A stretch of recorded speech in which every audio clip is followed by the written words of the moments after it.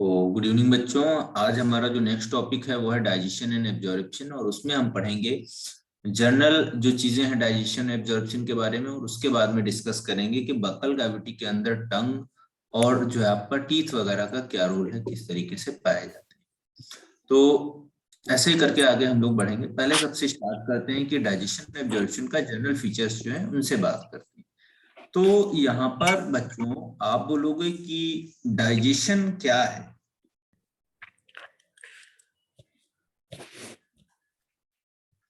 सबसे पहले क्वेश्चन उठता है कि डाइजेशन है क्या, है ना।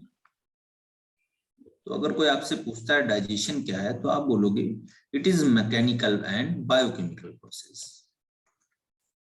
It is mechanical and biochemical process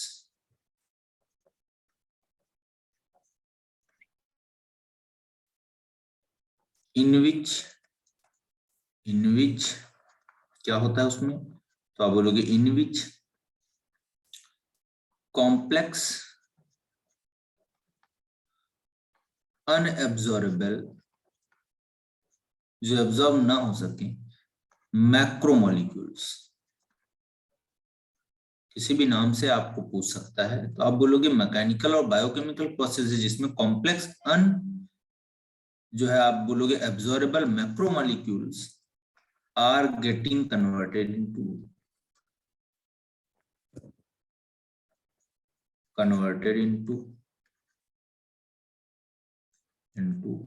आप बोलोगे किसमें, तो आप बोलोगे सिंपल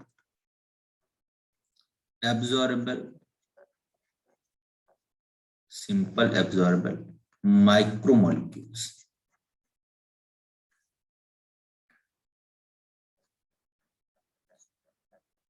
by the help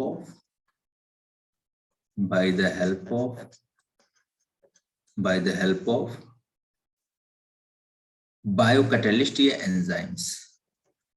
तो अलग अलग स्पेसिफिक एंजाइम्स हैं जो क्या करेंगे, जो मैक्रोमोलिक्यूल्स हैं, मेजर मॉलिक्यूल्स हैं, उनको छोटे छोटे माइक्रोमोलिक्यूल्स वगैरह में तोड़ देंगे, कन्वर्ट कर देंगे। तो आप बोलोगे कि इसको जो है डाइजेशन हम बोलेंगे, ठीक है। तो इसको सिंपल लाइन में भी बच्चों कुछ इस तरीके से लिख सकते हैं कि यहाँ पर आप बोलोगे कॉम्प्लेक्स मॉलिक्यूल है, कॉम्प्लेक्स बायोमॉलिक्यूल है, ठीक है। ये बेटा कैसे होते हैं, अनएब्जॉर्बेबल होते हैं, यानी कि हम इनको डायरेक्टली एब्जॉर्ब नहीं कर सकते हैं बॉडी के अंदर।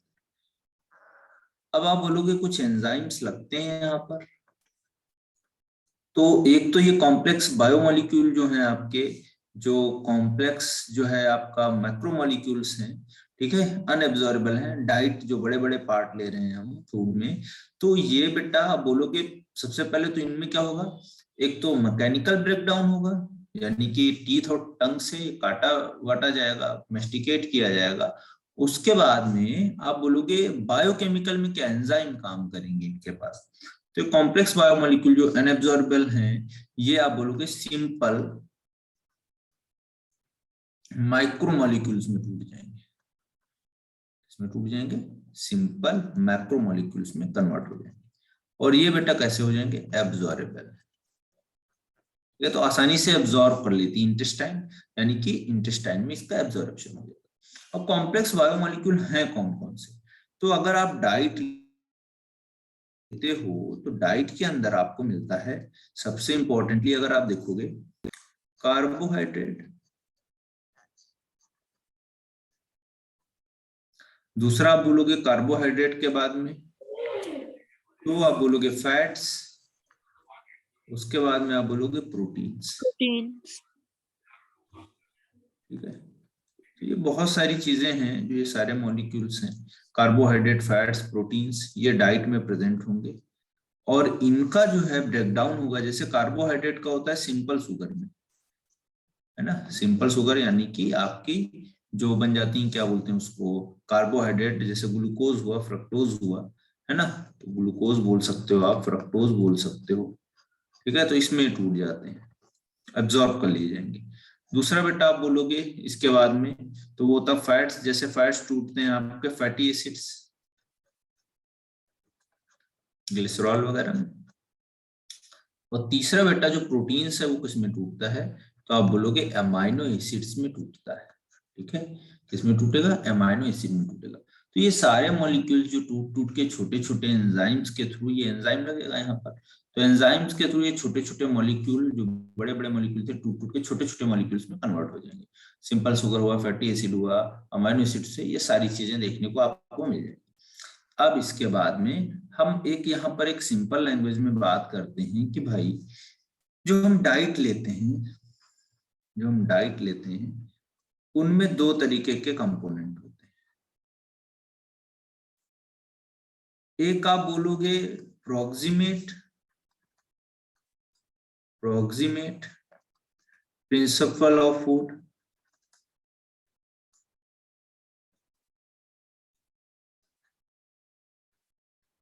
और दूसरा हम बोलते हैं प्रोक्सिमेट प्रिंसिपल ऑफ फूड के बाद में प्रोटेक्टिव।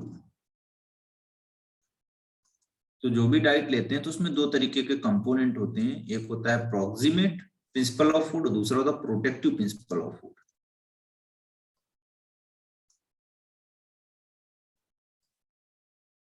ठीक है, ये कहानी प्रोक्सिमेट प्रिंसिपल ऑफ फूड में जब बेटा आप बात करोगे, प्रोक्सिमेट प्रिंसिपल ऑफ फूड में जब आप बात करोगे तो इसमें कौन कौन सी चीजें आएंगी, देखिए आप पहला आप बोलोगे कार्बोहाइड्रेट, क्या आएगा, कार्बोहाइड्रेट। दूसरा बेटा आता है आपका फैट्स, और तीसरा आपका आता है प्रोटीन्स। तो ये सारे जितने कंपोनेंट्स हैं आपके डाइट के, ये सब बेटा आप देखोगे इनका ब्रेकडाउन होगा और ये क्या प्रोड्यूस करेंगे, एनर्जी प्रोड्यूस करेंगे। और ये एनर्जी हम यूज करते हैं किसमें, अपनी मेटाबॉलिक प्रोसेसेस में यूज करते हैं, यानी कि एनाबॉलिज्म और कैटाबॉलिज्म में यूज करते हैं। तो एनर्जी प्रोड्यूस होगी और उसको यूज किया जाएगा बॉडी की एक्टिविटीज के लिए, यानी कि एनाबॉलिक और कैटाबॉलिक प्रोसेसेस को करवाने के लिए। अब इसके बाद में बच्चों आप बोलोगे protective principle of food. Protective principle of food में आपको देखने को मिलेगा जैसे विटामिन, और दूसरा आप बोलोगे मिनरल्स। तो विटामिन एंड मिनरल्स दो चीजें यहाँ प्रोटेक्टिव प्रिंसिपल हैं।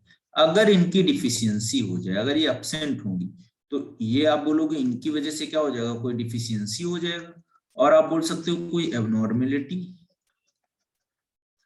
तो ये आप लोग केमिस्ट्री के चैप्टर बायोमोलिक्यूल में पढ़ते हो कि विटामिन की कमी से कौन कौन से रोग होते हैं, जैसे विटामिन सी की कमी से स्कर्वी, विटामिन ए की कमी से आपका नाइट ब्लाइंडनेस, है ना, विटामिन जो है आपका डी की कमी से रिकेट्स या ऑस्टोमेलेशिया। ऐसे बहुत सारे विटामिन B1 B2 ऐसे बहुत सारे विटामिन की डिफिशियंसी से होने वाली डिसऑर्डर्स या डिजीज वहां पर डिफिशियंसीज देखने को मिलेंगी आपको। तो इसीलिए हम इनको बोलते हैं कि ऐसे मॉलिक्यूल्स जो प्रोटेक्टिव प्रिंसिपल ऑफ फूड के हैं, यानी कि प्रोटेक्शन प्रोवाइड करते हैं। क्या प्रोवाइड करते हैं, प्रोटेक्शन प्रोवाइड करते हैं। ठीक है, तो ये कहानी है आपकी विटामिन और मिनरल्स की। ठीक है, तो ये सब हो गया, आपका डाइट हो गया। ठीक है, तो ये भी ध्यान रखना है आपको भाई कहानी क्या है। इसके अलावा वाटर भी हमको देखने को मिलेगा, और वाटर बेटा आपको पता है कि जो एंजाइम्स हैं उनके काम के लिए भी जरूरी है, क्योंकि हाइड्रोलाइजेज होते हैं वाटर के प्रेजेंस में काम करते हैं, और वाटर वैसे भी हमारी बॉडी में बॉडी को डिहाइड्रेट होने से बचाता है। ठीक है, तो ये कुछ बेसिक्स पॉइंट्स थे जो हम लोग पढ़ रहे थे पहला एनसीईआरटी के पहले पेज को। दूसरे पेज में नेक्स्ट पैरा जो हम देखेंगे यहाँ पर, उसमें बोलता है कि भाई आप बोलो डाइजेशन के टाइप कितने हैं। तो डाइजेशन एक्चुअल में दो तरीके से देखने को मिलेगा। एक बेटा आप बोलोगे एक्स्ट्रा सेलुलर, और दूसरा बच्चों आप बोलोगे इंट्रासेलुलर।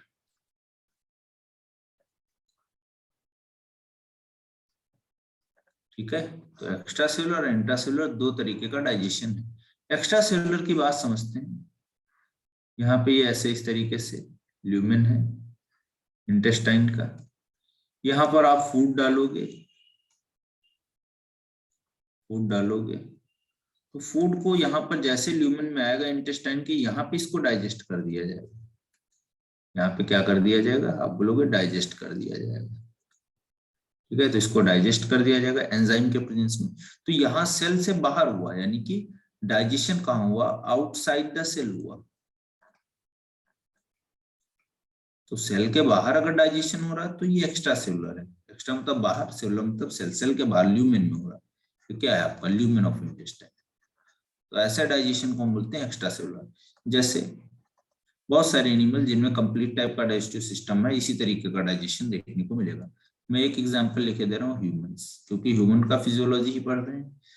आर्थ्रोपोड्स आप बोलोगे, जो है आपका क्या नाम है उसका, अर्थवर्म, ये सब जितने भी, ये सब एक्स्ट्रा सेलुलर डाइजेशन करते हैं। यानी कि कंप्लीटली ये आप देखोगे तो बहुत ज्यादा डेवलप्ड स्ट्रक्चर्स को शो करते हैं, ठीक है।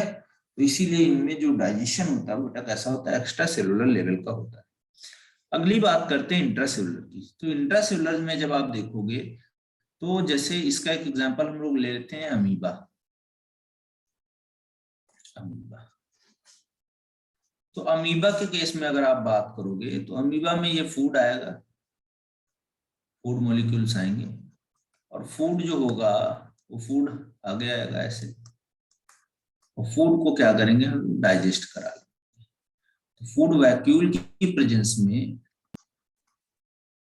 फूड वैक्यूल की प्रेजेंस में जिसमें एंजाइम्स होते हैं, प्रोक्यूल मतलब डाइजेस्टिव एंजाइम्स, तो फूड जो वैक्यूल है उनकी प्रेजेंस में ये फूड मॉलिक्यूल्स ब्रेक डाउन कर दिए जाते हैं, और ब्रेक कर दिए जाते हैं तो इस तरीके के डाइजेशन को बोलते हैं इंट्रासेलुलर, ठीक है। सेल के अंदर हो रहा है। फूड वैक्यूल क्या करेंगी, फूड को ले जाएंगी, उसके अंदर एंजाइम्स होंगे, प्रोटियोलिटिक एंजाइम्स, और उसको वो डाइजेस्ट कर देंगे। ऐसा डाइजेशन अमीबा में भी देखने को मिलता है और सिलेंट्रेटा में भी देखने को मिलता है। हालांकि सिलेंट्रेट ऐसे एनिमल्स है जिनमें दोनों तरीके का डाइजेशन, एक्स्ट्रा और इंट्रासेलुलर दोनों तरीके का डाइजेशन देखने को मिलेगा। लेकिन यहाँ पर स्पेशली आप बोलोगे इंट्रा की बात करें, क्योंकि इंट्रासेलुलर डाइजेशन इनका बहुत ही इंपॉर्टेंट फीचर है, ठीक है। तो डाइजेशन के दो टाइप भी हो गए, एक्स्ट्रा सेलुलर और इंट्रासेलुलर। आगे बढ़ेंगे अब हम इसके बाद में, तो आप बोलोगे कि डाइजेशन के टाइप के बाद में डाइजेस्टिव सिस्टम ऑफ ह्यूमन, तो ह्यूमन के केस में क्या है। ह्यूमन के केस में देखते हैं ह्यूमन डाइजेस्टिव सिस्टम दो पार्ट में एक्चुअली डिवाइड होता है। कौन कौन सा, पहला पार्ट आप बोलोगे एलिमेंट्री कैनाल, एलिमेंट्री कैनाल। दूसरा आप बोलोगे डाइजेस्टिव ग्लैंड्स,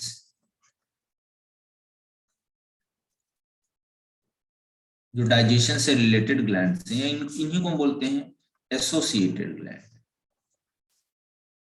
क्या बोलते हैं बेटा, एसोसिएटेड ग्लैंड।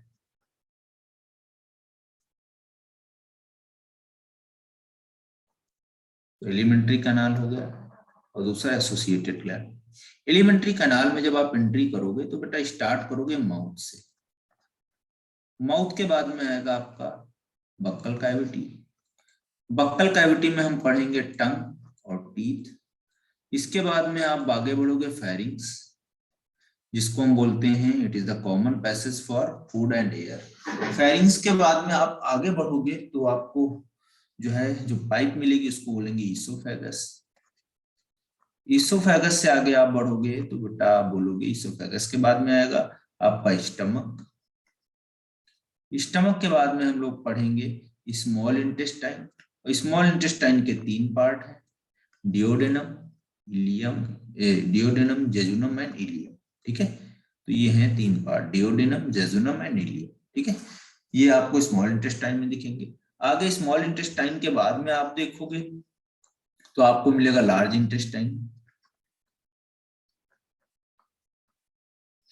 लार्ज इंटेस्टाइन के बाद में आगे आप बढ़ोगे तो आपको देखने को मिलेगा क्या, तो आप बोलोगे यहाँ पर जो है रेक्टम, इसी का एक पार्ट होता है, और रेक्टम में आप देखोगे आगे क्या होगा, एनस, ठीक है। तो एनस के थ्रू आप बोलोगे, तो एक ओपनिंग इंजेक्शन किससे हो रहा, माउथ से। आप बोलोगे माउथ से क्या हो रहा, फूड आ रहा है तो ये क्या इंजेक्शन, ठीक है, अंदर जा रहा है। और जब बाहर निकलता है एनस से तो उसको हम क्या बोलते हैं, एग्जिशन, या इसी को हम बोलते हैं डिफिकेशन, ठीक है, फीसेस को बाहर निकालना, ठीक है। तो इस तरीके से बच्चों हमने देखा कि माउथ से लेके एनस तक पूरा एक एलिमेंट्री कैनाल या गट प्रेजेंट है, ठीक है। और इसी के ल्यूमेन में फूड को डाइजेस्ट करा के आगे बढ़ाया जा रहा है पेरिस्टल्टिक मूवमेंट के थ्रू। तो ये सारी बातें आपको याद होनी चाहिए। अब इसके बाद में बेटा हम बात करेंगे डाइजेस्टिव ग्लैंड से एसोसिएटेड ग्लैंड्स की, वो कौन कौन सी। सबसे पहले बक्कल कैविटी में आपको मिलेंगी सैलिवरी ग्लैंड्स। कौन सी ग्लैंड होंगी, सैलिवरी ग्लैंड्स होंगी। दूसरा देखिए आप, सैलिवरी ग्लैंड्स के बाद में आप आगे बढ़ोगे तो इसोफेगस में तो कुछ है नहीं, लेकिन आगे जब बढ़ोगे तो आपको कुछ ग्लैंड्स मिलेंगी जैसे लीवर, साथ में गॉल ब्लैडर। लीवर के साथ में ही हम पढ़ लेंगे गॉल ब्लैडर। गॉल ब्लैडर के बाद में बच्चों हम लोग पढ़ते हैं यहाँ पर जो है पैंक्रियास, और पैंक्रियास के बाद में हम लोग पढ़ते हैं यहाँ पर, पैंक्रियास के बाद में हम लोग पढ़ते हैं यहाँ पर गैस्ट्रिक ग्लैंड, और गैस्ट्रिक ग्लैंड के बाद में हम लोग पढ़ते हैं यहाँ पर इंटेस्टाइनल ग्लैंड।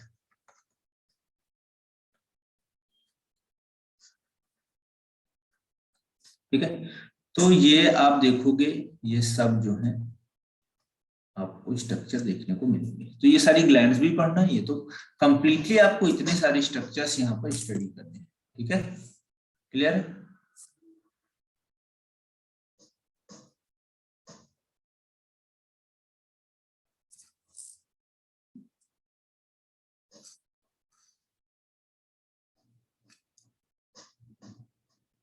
तो 15 लोग ही हैं मतलब। चलिए तो ठीक है, डाइजेस्टिव ग्लैंड्स यहाँ पर ये हो गया, ये डिस्कस करना है, और एलिमेंट्री कैनाल को डिस्कस करना है। तो ह्यूमन डाइजेस्टिव सिस्टम ये है, आप पढ़ रहे हो जो।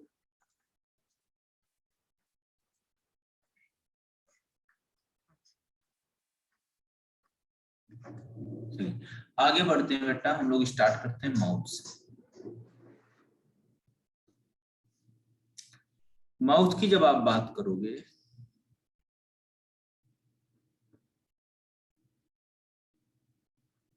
माउथ, तो माउथ जो होता है बेटा एक्सटर्नली अगर आप देखोगे स्लिट लाइक स्ट्रक्चर होगा,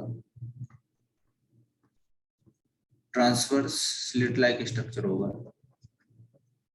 ठीक है, कैसा होगा, ट्रांसवर्स स्लिट लाइक स्ट्रक्चर होगा।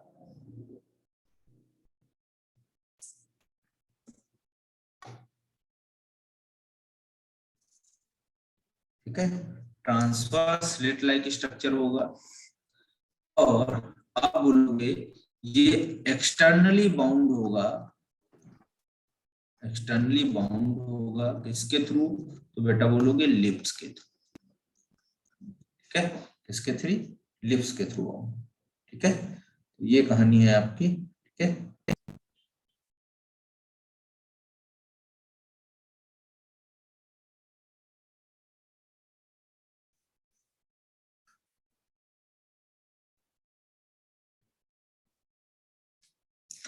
तो एक्सटर्नली बाउंड होगा लिप्स के थ्रू। अब लिप्स की बात करी, देखिए तो लिप्स में अगर आप बाहर से देखोगे ऐसे, ये एक्सटर्नली, एक्सटर्नल लिप। ठीक है, और अगर इंटरनल आप देखोगे ऐसे निकाल के ऐसे, तो ये लिप्स देखिए। तो एक्सटर्नल लिप पे आप देखने को मिलेगा आपको कुछ ग्लैंड्स होती हैं, इनको बोलते हैं बेटा सीबेशियस ग्लैंड, या आप बोलोगे सीबेशियस ग्लैंड के अलावा ऑयल ग्लैंड। दूसरा देखिए, इधर इंटरनल साइड पे आप देखोगे तो यहाँ पर कुछ सेरस ग्लैंड होती है,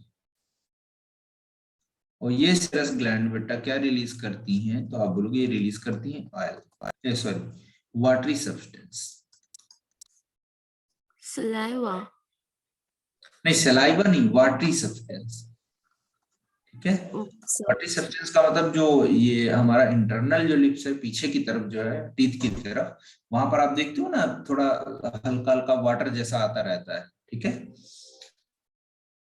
सीबेशियस या ऑयल ग्लैंड जो होती है बेटा, ये नाम से ही पता चल रहा है हमें क्या करती है, ऑयल को रिलीज करती है ना। Clear, externally slit like transverse region, और लिप्स में जो है मसल्स भी होती हैं, ऑर्बिकुलरिस है ना, सर्कुलरिस, यहाँ पर ऐसे स्केलेटल मसल होती हैं, उनको बोलते हैं आर्बिकुलरिस सर्कुलरिस। ये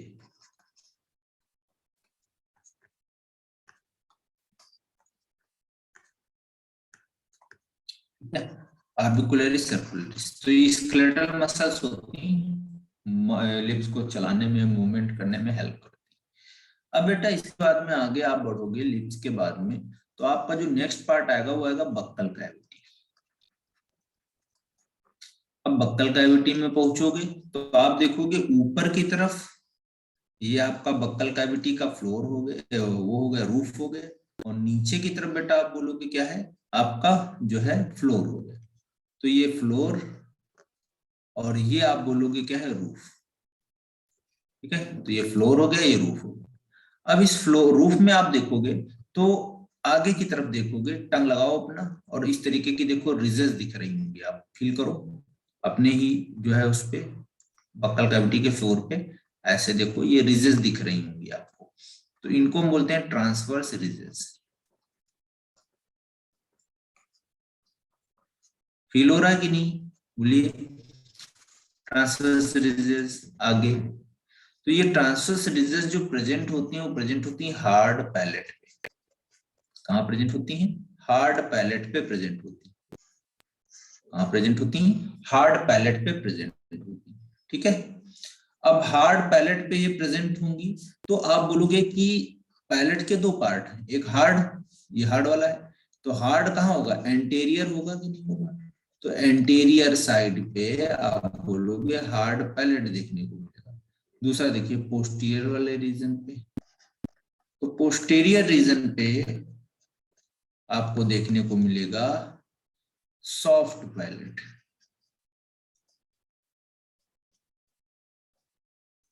कैसा होगा, सॉफ्ट पैलेट प्रेजेंट होगा। ये देखिए पीछे की तरफ लेके जाइए आप, तो ऐसे एक आपको स्ट्रक्चर भी देखने को मिलता है, इसको बोलते हैं ऊवुला।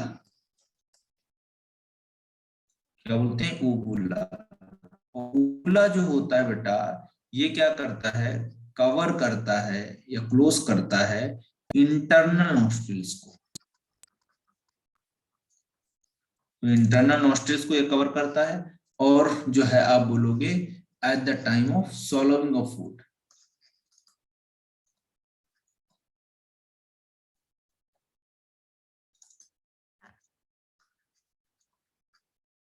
ठीक है, तो फूड को सॉल्व करने में हेल्प करता है ओवुला।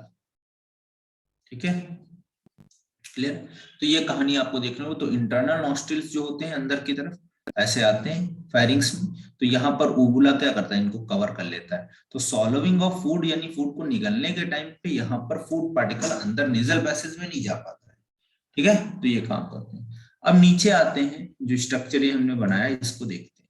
नीचे फ्लोर पे आओगे तो आपको क्या बेटा देखने को मिलेगा, यहाँ पर आपको ऐसे टंग देखने को मिलेगी। ये टंग है। टंग जो होता है आप बोलोगे फ्लोर से जुड़ा रहता है, इसको बोलते हैं lingual frenulum. Lingual lingual frenulum.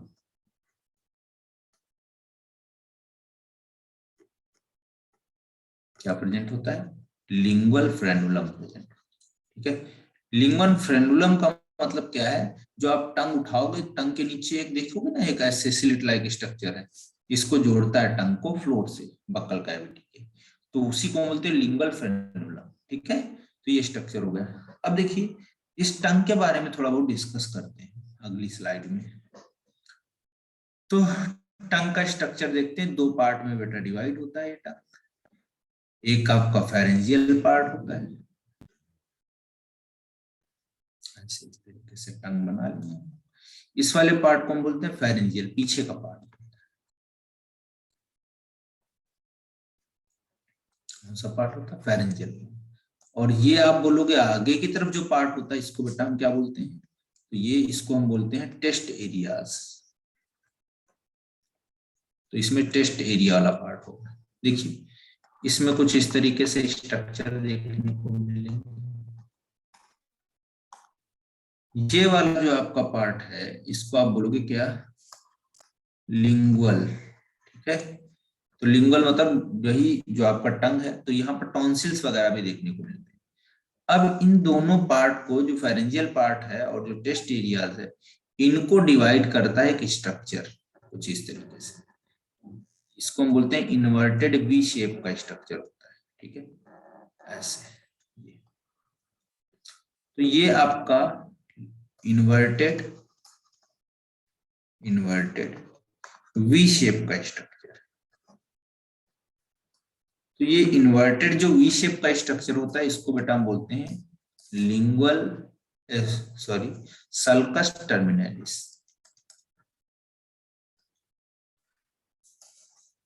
Sulcus terminalis, ठीक है, सल्कस टर्मिनलिस देखने को मिलेगा। ये सल्कस टर्मिनलिस जो होता है बेटा, डिवाइड कर देता है किसको, फेरेंजियल पार्ट को, टेस्ट एरियाज वाले पार्ट को जो आगे की तरफ होता है ना। चलिए आगे देखते हैं। तो यहाँ पर सल्कस टर्मिनलिस जो है आपको मिल जाएगा, जो इन्वर्टेड वी शेप का स्ट्रक्चर है। अब इस वाले वी शेप में, इन्वर्टेड वी शेप वाले स्ट्रक्चर में क्या क्या देखने को मिलेगा, देखिए यहाँ पर आपको कुछ राउंड टाइप के ऐसे जो है स्ट्रक्चर देखने को मिलेंगे। ये इसको हम क्या बोलते हैं, सर्कमवैलेट।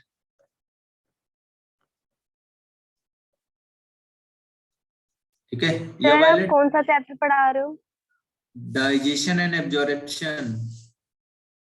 Okay sir. तो सर्कमवैलेट पैपिली देखने को मिलेंगी यहाँ पर, और इनके पास जो है बेटा टेस्ट बड्स होती हैं, जो गस्टेटरी रिसेप्टर रखती हैं और रिस्पॉन्सिबल होती हैं किसके लिए, तो आप बोलोगे टेस्ट के लिए, तो सर्कमवैलेट होगी। अब आगे आप बढ़ोगे सर्कमवैलेट के बाद में, तो यहाँ पर आप देखिए इस वाले स्ट्रक्चर में, यहाँ पर आपको अलग अलग टेस्ट बड्स देखने को मिलेंगी पैपिली के अंदर, ऐसे। तो इन वाले स्ट्रक्चर को हम बोलते हैं, ये तो पहला हो गया सर्कमवैलेट। दूसरा बेटा होता है उसको हम बोलते हैं फोलिएट। क्या बोलते हैं, फोलिएट। और ये फोलिएट जो होती है लीफ लाइक स्ट्रक्चर होती है, है ना, कैसी होती है, लीफ लाइक स्ट्रक्चर होते हैं। और इन लीफ लाइक स्ट्रक्चर्स में बेटा अगर आप बात करोगे, तो लीफ लाइक स्ट्रक्चर्स की बात करोगे, तो इन लीफ लाइक स्ट्रक्चर्स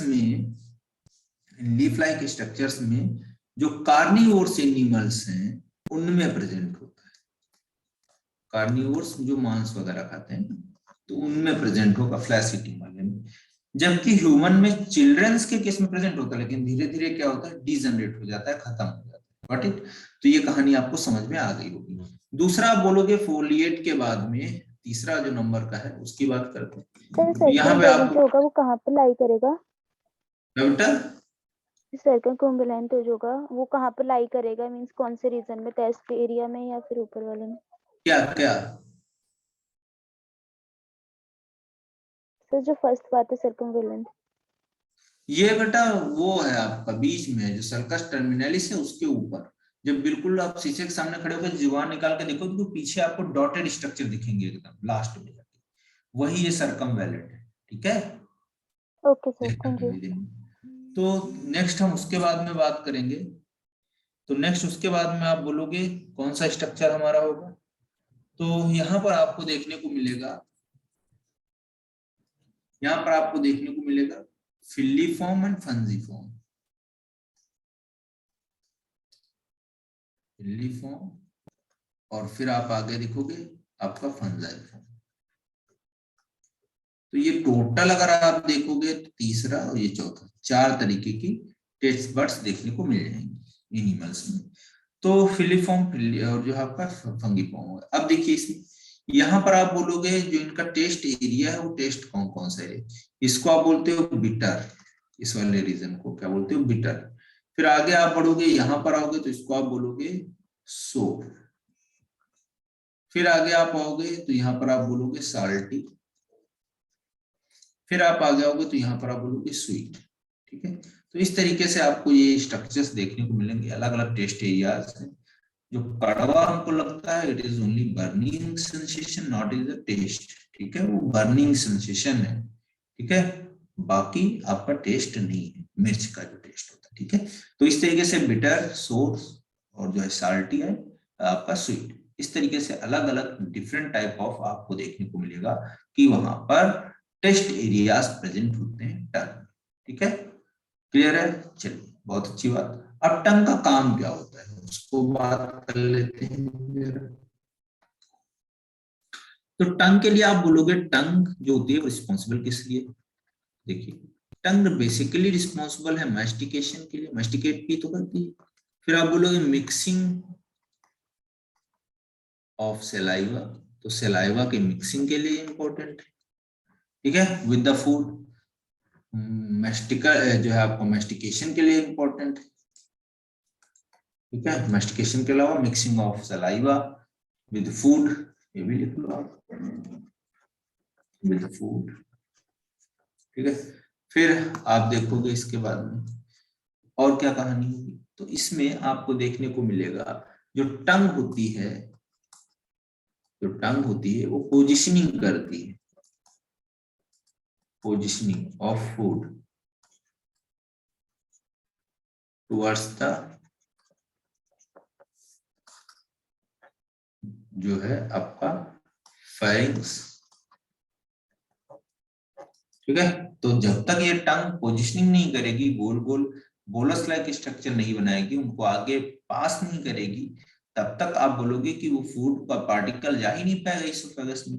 तो मेन काम क्या है कि टंग जो है उन फूड पार्टिकल्स को मैस्टिकेशन के बाद में छोटे छोटे जो है टीथ से कुतरने के बाद में उसको बोलस बॉल लाइक स्ट्रक्चर बना के किसी ना किसी तरीके से कहाँ डालने हम लोग, तो किसी ना किसी तरीके से हम कहाँ डाल देंगे, तो आप बोलोगे फेरिंग्स में डाल देंगे। तो इसी को बोलते हैं पोजिशनिंग। ठीक है, पोजिशन करना फूड। ठीक है, इनामल बेटा अभी आएंगे तब बता देंगे। ठीक है, डोंट वरी, अभी इनामल की बात करेंगे टीथ में। टंग समझ लिया हमने, अब टीथ का ही नंबर आएगा। ठीक है, चलिए आप देखिए एक मिनट सर स्लाइड। हाँ, सर टॉन्सिल्स का फिर क्या वर्क हुआ? Tonsils lymphoid structures, lymphoid sir वो स्ट्रक्चर। क्यों हो जाते हैं? स्वेल अप क्यों हो जाते हैं किसी किसी के टॉन्सिल? इन्फेक्शन वगैरह की वजह से। ठीक है, इन्फेक्शन की वजह ओके से। Sir, yes sir. तो ये बता रहे हैं बेटा, आगे बता रहे हैं, सब कर लो ये देखो, तब तक आप लोग कहीं पे कोई दिक्कत तो नहीं।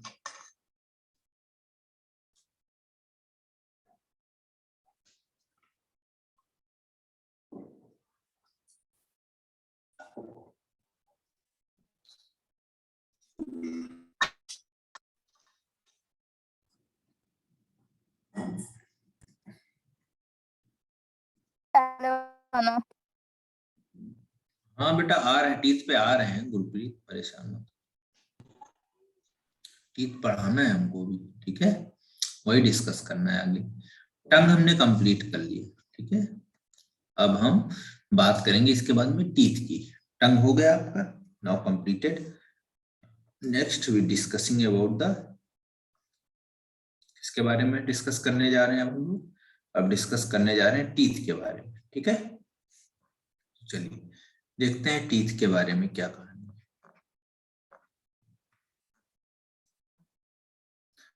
टीथ आप बोलोगे ये बना किससे हुआ है, तो आप बोलोगे साल्ट्स वगैरह से बना हुआ है। इनऑर्गेनिक जो प्रोडक्ट्स हैं यानी कि कैल्शियम वगैरह, मैग्नीशियम वगैरह है ना, इन सब से बना हुआ है। अब टीथ का अरेंजमेंट जो है अलग अलग तरीके से, तो आप बोलोगे अरेंजमेंट ऑफ टीथ, टीथ का अलग अलग तरीके से अरेंजमेंट करवाना क्या कहलाता है, तो आप बोलोगे that is known as dentition. क्या करेंगे, डेंटिशन। अरेंजमेंट ऑफ टीथ क्या कहलाएगा, डेंटिशन। अब एनिमल्स में अलग अलग तरीके का डेंटिशन होता है, लेकिन ह्यूमन के केस में कितने तरीके का डेंटिशन होता है वो देखते हैं। तो पहला आप बात करोगे ह्यूमन में बेटा, वो आपका होगा कौन सा, थीकोडोंट। सब एक एक करके मैं समझा दूंगा आपको, थीकोडोंट।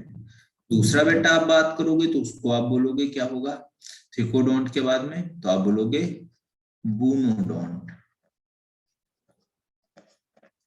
नेक्स्ट बूनोडोंट के बाद में बात करोगे तो क्या बोलेंगे इसको हम, तो thecodont, bunodont, and now next one is the आपका क्या हो जाएगा, डाइफायोडोंट। क्या हो जाएगा, डाइफायोडोंट। फिर आप बोलोगे चौथे नंबर पे क्या होगा, तो आप बोलोगे डाइफाइडोंट के बाद में नंबर पे आपको देखने को मिलेगा हेट्रोडोंट। ठीक है, तो डाइफाइडोंट, हेट्रोडोंट, बूनोडोंट, थिकोडोंट, ये सारे अलग अलग तरीके से जो है आपके टीथ के जो है क्लासिफिकेशन अगर आप देखोगे तो अलग अलग तरीके से देखने को मिलेगा। ठीक है, तो थिकोडोंट, बूनोडोंट, डाइफाइडोंट, हेट्रोडोंट, इनका सबका मतलब क्या है उनकी बात करते हैं। सबसे पहले थिकोडोंट के ले लेते हैं। थिकोडोंट का मतलब क्या है, ये आपका टीथ है। टीथ जो होता है वो सॉकेट में एम्बेडेड रहता है, यानी कि यहाँ पर गम दिखेगा आपको। गम समझते हो ना, जो मसूड़े में होता है, है ना, जो मसूड़ा होता है उसको बोलते हैं। तो ये आपका गम है, और उसी में देखिए सस्पेंडेड कौन है, ये टीथ है। तो अगर टीथ एम्बेडेड होगा जॉ में, है ना, यहाँ पर लिख सकते हैं टीथ एम्बेडेड,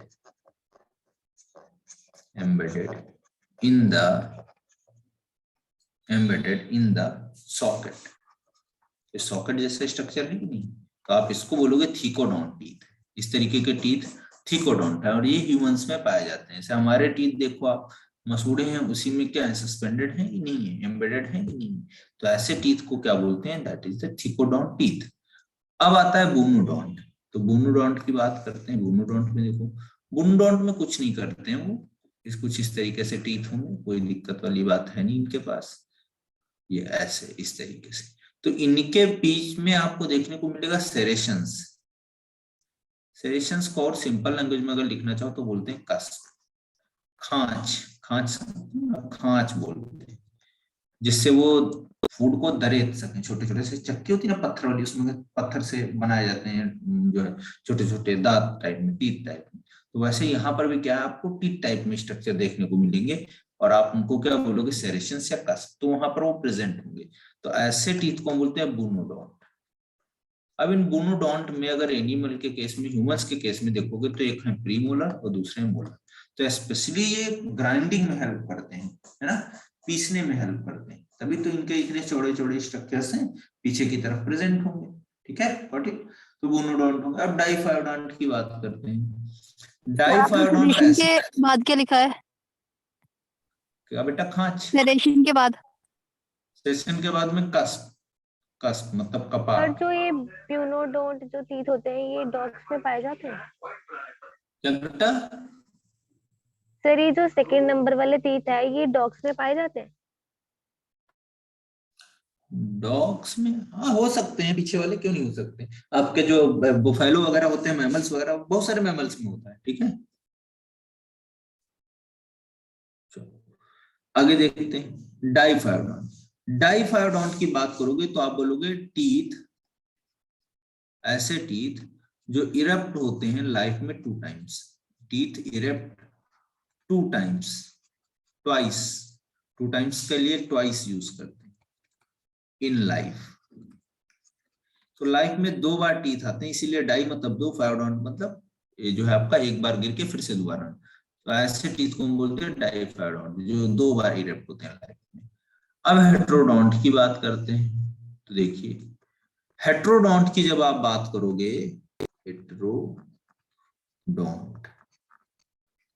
हेट्रो मतलब होता है डिफरेंट, डॉट मतलब टीथ। तो आप बोलोगे यहाँ पर क्या है, डिफरेंट टीथ।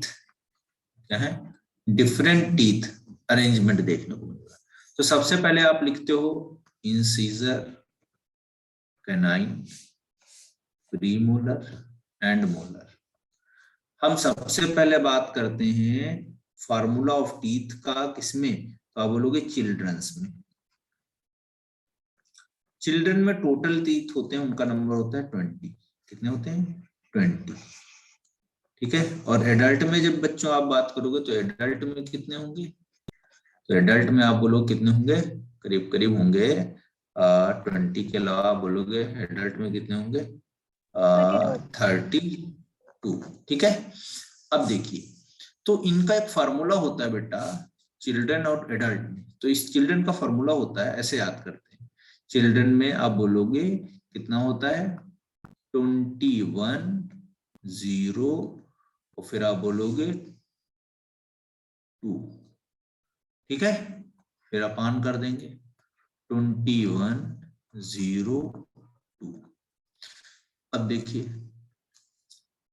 इंसीजर 2 है, कैनाइन आपका 1 है। फिर आप बोलोगे आपका क्या बोलते हैं, कैनाइन के बाद में क्या है, प्रीमोलर अब्सेंट होते हैं और फिर मोलर आपका। तो प्रीमोलर तो अब्सेंट है, बचा कौन, मोलर, ठीक है। तो ये कहानी है आपकी। फिर ऐसे यहां पर भी इंसीजर, फिर कैनाइन, फिर प्रीमोलर और फिर मोलर, ये है कहानी इनकी। तो टोटल अगर आप जोड़ोगे, अगर हम एक टीथ का ऐसे स्ट्रक्चर बना ले, ऐसे ही एक हम चाप बना लिए नीचे का, ठीक है। अब इसमें बोला कि इंसीजर 2 है, तो कोई दिक्कत नहीं, एक तरफ ये 2 और दूसरी तरफ ये 2, तो टोटल कितने हो गए, 4 हो गए कि नहीं हो गए। ऊपर एक ही आपका जो है स्ट्रक्चर, उसका मैं एक्सप्लेन कर रहा हूँ।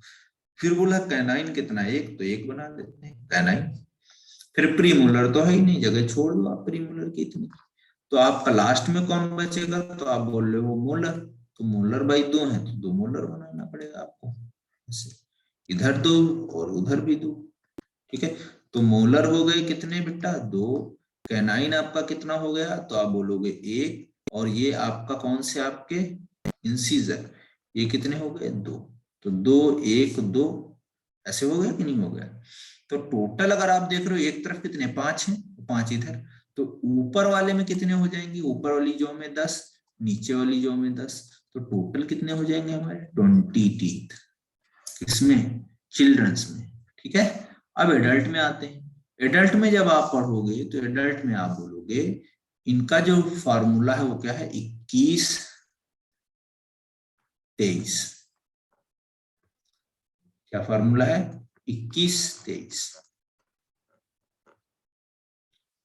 अच्छा, अब देखिए ये आपका 21 23 से एक चीज और,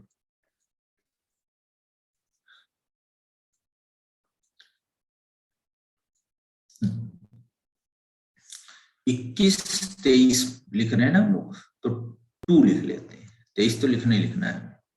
फिर नीचे लिख लेते हैं 21 23 2, और हम कुछ नहीं कर रहे हैं, बस इसमें एक प्लस करके ऐसे लिख रहे हैं। हालांकि ऐसे आपको लिखा नहीं मिलेगा, लेकिन ये मैं समझाने के लिए बता रहा हूँ आपको। तो अब कितना होगा, 21 23 हो गया कि नहीं हो गया। अब कैनाइन इंसीजर कितने हैं, 2 तो 4 4 4 8। फिर ये कितने हैं, तो आप बोलोगे इंसीजर कितना है, 1। फिर आप बोलोगे इधर कितना है, तो आप बोलोगे 1। सॉरी, इंसीजर के बाद में कौन, कैनाइन।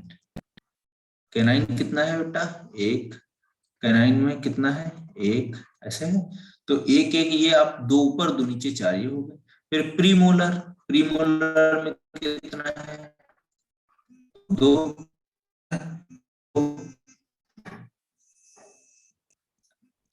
ठीक है, तो यहाँ पर आपको कितना देखने को मिलेगा, आपको 2 देखने को मिलेगा। तो ये स्ट्रक्चर जब आप देखोगे तो यहाँ पर आपको क्या देखने को मिल रहा है, ध्यान से अगर देखेंगे आप, तो ये आपका क्या है, प्रीमोलर है यहाँ पर, ठीक है। तो ये 21 23 कितना हो जाएगा, 32 आ जाएगा, ठीक है। देखो आप लोग एक बार कंफर्म करो, फिर हम लोग आगे देखते हैं।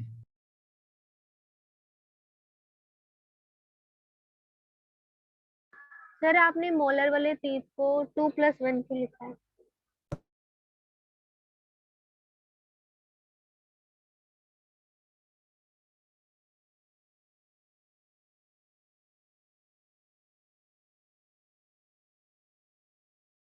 हाँ बेटा बोलो,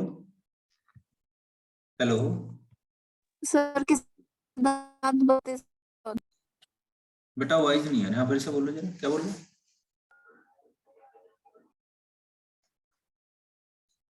बोलो गुरप्रीत। सर मैं ये कह रही हूँ, आपने ये जो लास्ट में 23 लिखा हुआ है ना एनसीईआरटी में, तो आपने 2+1 क्यों लिखा है मोलर वाले तीत को? हाँ वो मैं बताने जा रहा हूँ, एक्सप्लेन करने जा रहा हूँ। तो ये 21 23 है, 21 23 ही लिखना है आपको, मैं ये समझाने के लिए इसलिए बोल रहा हूँ। देखो अब हमारे पास जो आपका ये वाला था, इधर देखिए आप, यहाँ पर तो चिल्ड्रन में ऐसा था। अब जब आप ह्यूमन में, एडल्ट में बात करोगे तो उसमें देखो कहानी कैसी हो जाएगी। तो आप बोलोगे, हाँ सिंपल बना लेते हैं। देखो इंसीजर कितने बोल रहा है, 2 1 2, और 2 इधर लेफ्ट साइड में, 2 राइट साइड में, 4 हो गए टोटल। एक केवल एक जॉ में बोल रहे हैं। फिर आपसे बोल रहा है कि इंसीजर के बाद में कौन है, कैनाइन, और कैनाइन कितना है, 1, तो ऐसे कैनाइन बना लेंगे, ये कैनाइन हो गया। अब कैनाइन के बाद में आपका है प्रीमोलर, कितने हैं, 2, तो प्रीमोलर बना लेंगे, रेड से बना लेते हैं प्रीमोलर। तो एक ये प्रीमोलर, दूसरा ये प्रीमोलर, सर ऐसे इधर भी। क्या बेटा, किसी किसी के अडल्ट में भी 32 होते, तो कौन से दांत? हाँ वही मैं करने जा रहा हूँ, वही तो कर रहा हूँ। तो ये प्रीमोलर आपके हो गए, ये आपका कौन सा हो गया, कैनाइन हो गया, ये आपके कौन से हो गए, 4 इंसीजर हो गए। ठीक है, अब देखिए जब आप आओगे एडल्ट के केस में, तो एडल्ट में देखो बच्चों में भी ये 2 पेयर तो थे आपके, प्रीमोलर के बाद में जो है आप मोलर जिनको बोलो, तो ये 2 मोलर तो थे शुरुआत वाले, लेकिन लास्ट वाला जो आपका मोलर है वो नहीं था, ये वाला एक हम और जोड़ देते हैं व्हाइट कलर से जो बना रहे हैं, ये वाला, तो इसको हम बोलते हैं थर्ड मोलर। क्या बोलते हैं, थर्ड मोलर, या बेटा इसी का नाम देते हैं विजिडम टीथ।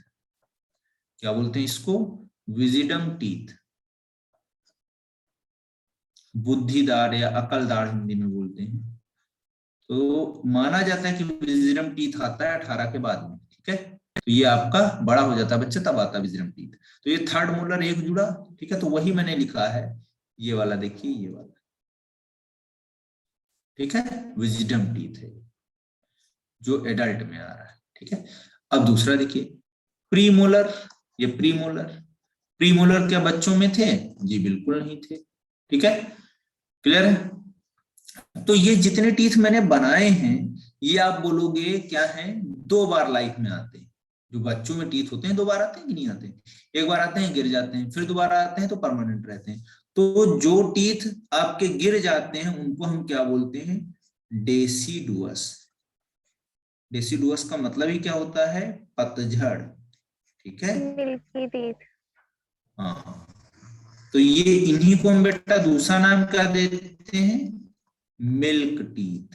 ठीक है, अब देखिए आपका प्रीमोलर और विजिडम थर्ड वाला जो टीथ है ये केवल एक बार में आता है, और एक बार में आता है इसीलिए हम इनको क्या बोलते हैं कि ये ऐसे टीथ हैं जो लाइफ में केवल एक बार आएंगे। तो बेटा इन टीथ को बोलते हैं मोनोफायोडोंट, मतलब एक ही बार आते हैं। तो ये कैसे हो गए, मोनोफायोडोंट। ठीक है, कैसे हो गए, मोनोफायोडोंट। क्लियर, तभी हम लोग इनको लिखते हैं 21 23, ये 23 ही लिखना है आपको, 2 और 3 प्लस मिलके 23 ही हो जाएगा, लेकिन मैं समझाने के लिए बताया मैं केवल आपको। सर मेरा एक समझ में आ- क्वेश्चन है, पूछूं? हाँ बिल्कुल पूछिए। सर अगर मोलर टीथ जो है वो बिल्कुल ही खत्म हो जाए किसी का जड़ से, तो फिर क्या उपाय है उसका, कैसे ठीक होगा वो? टीथ उगाना है। नहीं नहीं नहीं, मतलब हाँ, अगर किसी का बिल्कुल ही हट जाए, मान लो ठीक है, खराब हाँ। होके, फिर वो कैसे ठीक होगा, कैसे उस जगह पे हम कुछ क्या करेंगे कि वो उस जगह भर जाए? नहीं, मतलब अब टीथ हटा ही दोगे एकदम बिल्कुल, कि मतलब उसमें कीड़े वीड़े लग जाते हैं उसकी बात कर रहे हो, जैसे होता है ना ब्लैक हो जाता है यहाँ पर ऐसे ऐसे। ये सर मतलब ब्लैक होके वो नीचे तक अगर खराब हो गया हो हाँ, और उसको कैविटी हो हटाना जाता है पड़ ना। जाए। यस तो सर। उसमें तो उसमें क्या फिर करते हैं ना, तो उसको देखो क्या करते हैं, उसको हटा देते हैं बिल्कुल। अगर खराब हो गया तब तो हटा के नए टीथ लग जाते हैं दूसरी तरीके से। अगर उसमें क्या होता है, रूट कैनालिंग भी होता है, तो उसमें क्या करते हैं, कुछ ट्रीटमेंट देते हैं। वो ट्रीटमेंट देके क्या करते हैं, वो जो नर्व्स वगैरह होते हैं उनकी सफाई वफाई करके नर्व्स के एंडिंग्स को खत्म कर देते हैं। तो उससे क्या होता है, यहाँ पर टीथ जो होते हैं वो पेन वेन भी नहीं करते हैं, आराम से फिर इनको कवर कर देते हैं, मसाला भर देते हैं, कुछ आता है इसमें केमिकल्स वगैरह आते हैं जिससे सड़न ना हो। सर बस, और क्या आरसीटी करना है। आरसीटी करते हैं? आरसीटी भी करा देते हैं, वो अलग तरीके का कॉन्सेप्ट अच्छा है, रूट कैनाल ठीक है। बोलते हैं उसको। वो करवाते हैं।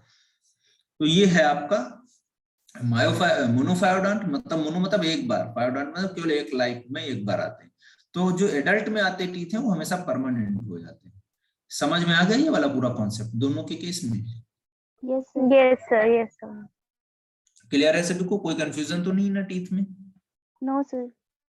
सर जो विजडम टीथ है वो किसी किसी के आता है। हाँ, किसी किसी को नहीं भी आता है, बहुत बड़े हो जाते हैं तब भी नहीं आता है। ठीक है, लेकिन हम स्टैंडर्ड वैल्यू 32 ही मान के चलते हैं। सर मैं इंग्लिश क्या बेटा, वॉइस ब्रेक कर रहा है।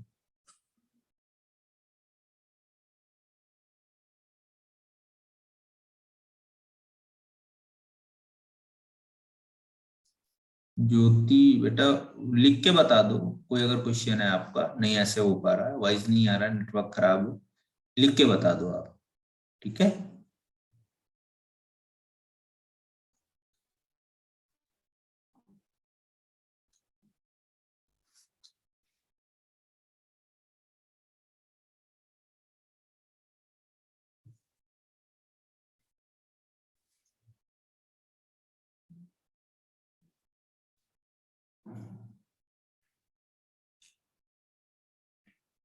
सर एक बार तंग स्लाइड दिखा देना। पीछे वाला। Yes sir. नो सर, तंग वाली। टंग वाली, ये रहा। सर आपने जो टंग में समझाया था इससे भी पीछे वाली स्लाइड पे एक बार हल्का सा रिवाइज कर दो प्लीज। ये वाला। Yes sir yes. इसमें देखो बेटा मैंने क्या बताया कि हमारा जो माउथ है ना, ऐसे हमने फैला दिया माउथ ऐसे, ठीक है। तो ये आपका फ्लोर है नीचे, और ऊपर क्या है आपका, ये आपका क्या है, ये रूफ है। तो रूफ में आगे की तरफ आप टंग लगाओगे अपने टंग से, तो देखिए ट्रांसवर्स रिजेस दिख रही कि नहीं, इन्हीं को हम बोलते हैं हार्ड पैलेट है, ये आधा हार्ड पैलेट है इंटीरियर साइड। और पोस्टीरियर साइड में आप जाओगे तो पीछे की तरफ टंग को लेके जाओगे तो आपको सॉफ्ट पार्ट दिखेगा, तो उसको हम क्या बोलते हैं, सॉफ्ट पैलेट बोलते हैं, ठीक है। अब सॉफ्ट पैलेट जहां पर खत्म हो रहा है वहां पर आपका क्या है, ऊबुला प्रेजेंट है, ठीक है।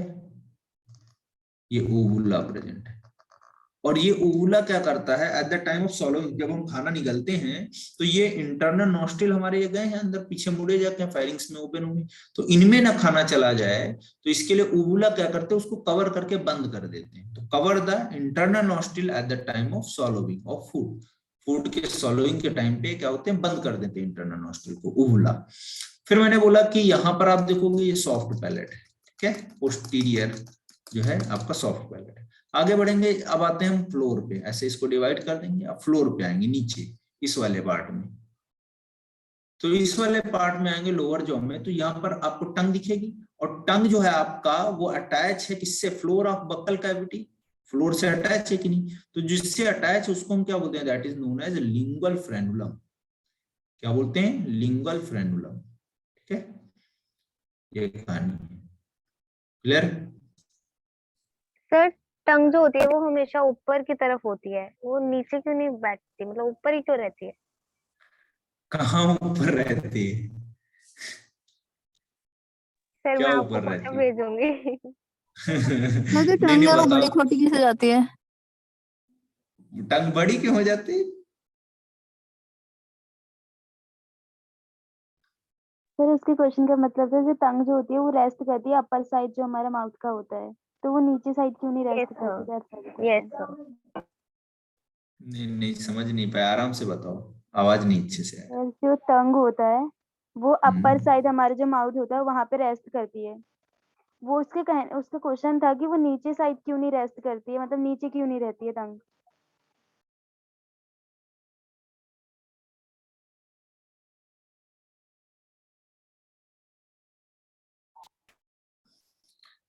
हाँ, एक मिनट। अपर साइड का मतलब नहीं समझ नहीं पा रहे हैं बेटा, क्या बोलना चाह रहे हो। अपर साइड में किधर, अपर साइड में का फ्लोर हमारा है ना, फ्लोर के जैसे ये फ्लोर है ना, तो इसी पे तो टंग रखी रहती है, फ्लोर पे ही तो रखी रहती है, और जुड़ी रहती है यहाँ पर फ्रेंडुलम के थ्रू, ऐसे ऐसे ही ऐसे चलती रहती है, ऊपर थोड़ा ही रखी रहती है। ऊपर तो ये आपका तो रूफ हो जाएगा अपर जो इसमें, हाँ ऊपर वाला। सर जब वो रेस्ट करती है तो ऊपर रूफ पे ही तो यस रेस्ट करती सर, है टंग। फील करो थोड़ा आपकी टंग कहाँ पे रेस्ट कर रही है, फिर आपको पता चल जाएगा ऊपर नीचे क्या बोलना चाह रहे हैं हम। अच्छा, तुम लोग कहना चाह रहे हो कि मतलब टंग जो होती है ऊपर रेस्ट करती है। Yes sir. Yes sir. ऊपर नहीं करता है, वो हम लोगों को लग रहा है ऐसा, जब बंद करते हैं ना तब ऐसा लग रहा है। अब जो है तुम जबरदस्ती ऊपर उठा के उसको रूफ से चिपका दो जाके, तो ऐसा थोड़ी होता है, वो रूफ है तो रहेगी। वहीं पे तो लाई करती है। नहीं, नीचे वाला जो है ना, ये जो देखो, ये वाला जो आपका है, जो मैंने नीचे की तरफ बनाया है, ये हमारा लोअर जो होगा कि नहीं होगा, ये वाला तो टंग तो यहीं पे है हमारा, नीचे वाले से निकला हुआ है ना, ऊपर वाले पे थोड़े लगा हुआ है। अब वो ऊपर बंद होता है तो आ जाता है उसके ऊपर, वो अलग बात होगी, ठीक है। सर इससे वो टंग बड़ी क्यों छोटी आता कैसे है? जाती है? बड़ी और छोटी कैसे होती है?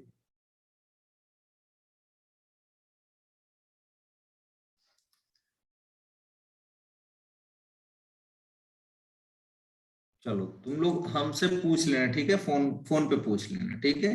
टाइम हो गया है तुम लोगों का दूसरी क्लास का, ठीक है। ये सब क्वेश्चन नीट में नहीं आएगा, टेंशन मत लो, सर ये ठीक आया है। था मेरे पेपर में। ठीक है, तो मुझे क्वेश्चन भेजना आप, ठीक है, मैं फिर बता दूंगा आपको फोन पे, ठीक है, कोई इश्यू नहीं है, ठीक है। समझ नहीं पा रहा हूँ मैं आपके क्वेश्चन को।